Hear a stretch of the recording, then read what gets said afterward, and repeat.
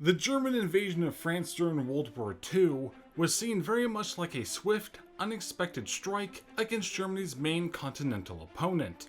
However, this strike west didn't occur until over 9 months into the war, a time where limited action occurred on this front, and many assumed that the war would be over before major fighting occurred.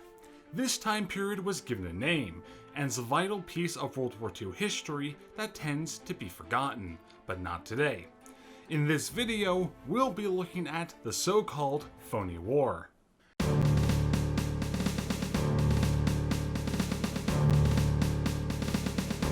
Before talking about the war itself, we need a little bit of background information to get us up to speed. During the late 1930s, Germany started to remilitarize, in preparation for war against the European powers once again. A string of notable events occurred, such as the 1936 reoccupation of the Rhineland, the 38 annexation of Austria, and the 39 annexation of Czechoslovakia. These events pitted the Western powers in Germany closer and closer to war, as the policy of appeasement that the Western powers held was being eroded away. After the annexation of Czechoslovakia, Germany demanded the Danzig Quarter from Poland, a stretch of land that housed the port of Danzig and separated mainland Germany from the East Prussian region. Poland asserted that it would fight against Germany, viewing and hoping that the Treaty of Alliance between their nation and France would be honored. The Western powers saw that the only way to be able to win against Germany should fighting erupt was for a two-front war to be opened up, with a viable, strong power to the east, much like in World War I. The Little Entente, which was a loose alliance between Czechoslovakia, Yugoslavia, and Romania, was meant to act as the strong power, but it fell apart due to a variety of factors by the mid-30s. So Poland, who the French already had established an alliance with, was left as the only viable option, as the Soviet Union had yet to ally itself with the Western powers. German demands and pressure against Poland increased throughout 1939, more so after the Germans sent an ultimatum to Lithuania, demanding them to return the Memel region to East Prussia, a region that was lost following World War I.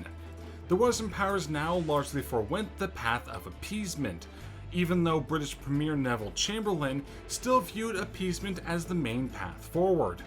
France and Britain stood steadfast in their support for Poland, all while trying to coerce the Soviet Union to join in an alliance against Germany. Instead of an alliance against them, however, the Soviets and Germans signed a non-aggression pact on August the 23rd of 1935, dubbed the MolotovRibbentrop Pact. The pact edged out spheres of influence in Eastern Europe between Germany and the Soviet Union, and acted as a guarantee that Germany would not be thrown into a two-front war situation that so harmed the nation 25 years previous. On September the 1st of 1939, Germany invaded Poland, and in a response, France and Britain declared war against Germany, thus starting World War II. And it was expected that a major French offensive from the west would force the Germans to send their army away from Poland to meet this threat. However, the French action proved to be extremely lackluster.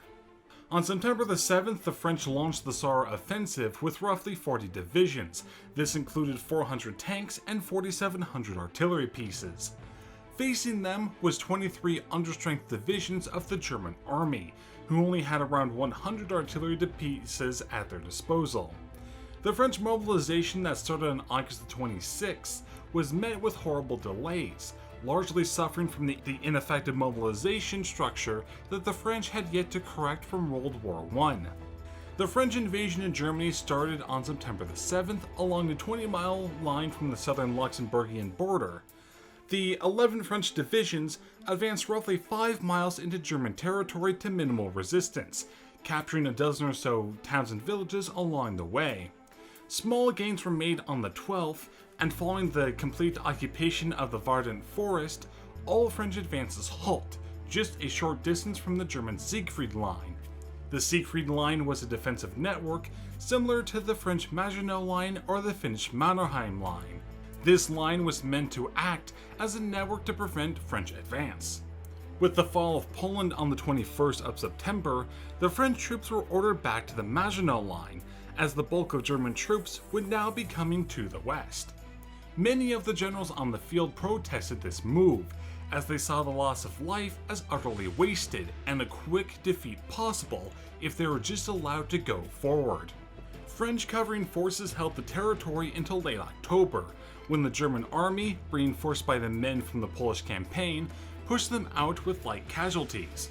In the end, the Saar Offensive cost the Germans some 600 men, while the French suffered over 2,200. The next major action didn't occur in the west, but instead in the frozen north. Russia, the almighty bear, lashed out against one of its former territories. The Russian Revolution at the tail end of World War I saw many nations fracture and separate from the empire. While many of these were reabsorbed, the Balkan nations, Poland, and Finland retained their independence.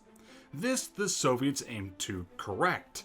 Eastern Poland was occupied in late September, the Balkan nations in October and November, and all that remained was the lightly populated Finland.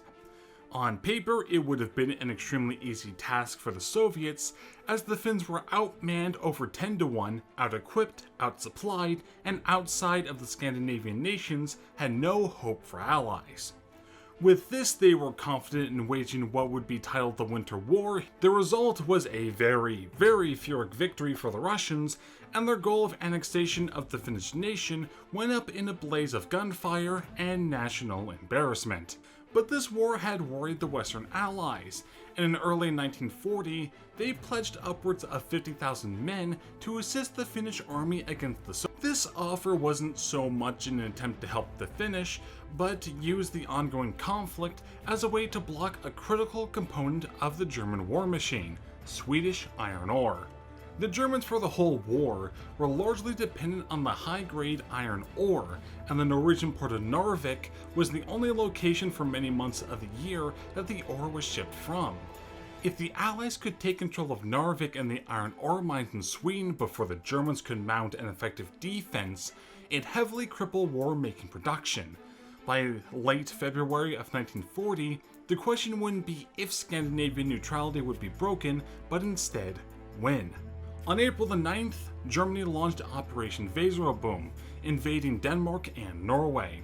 The Allies managed to land in Norway by the 14th, but by then, the whole southern section of the nation was under occupation, and fighting over Narvik would continue until June, as on May the 10th, Germany launched their full-out attack on France, Belgium, the Netherlands, and Luxembourg, officially ending the Phony War and ending the possibility of a quick war.